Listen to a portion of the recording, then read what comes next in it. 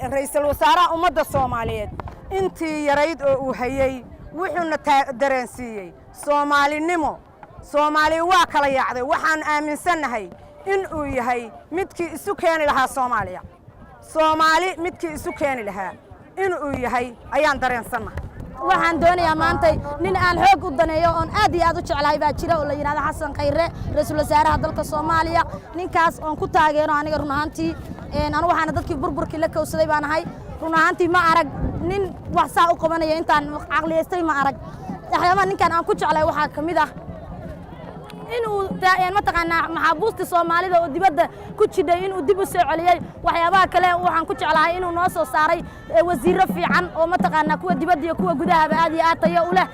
waan ruuxaantii dhex socda shacabka waan ruuxaantii ka shaqeeyay nabadaynta iyo kasaarida musuqmaasuqa Soomaaliya sidoo kale waan ruuxaantii waxyaabo badan ka bedelay systemka ugu shaqeynayeen ama u fakarayeen dhalinyarada Soomaaliyeed awalay u fakarayeen ka bedelay weeyaan oo ku beeray Soomaalinimo iyo dareen aad iyo aad u qoto dheer ku beeray weeyaan aad iyo aad baan u soo dhaweynaa ra'iisul wasaaraha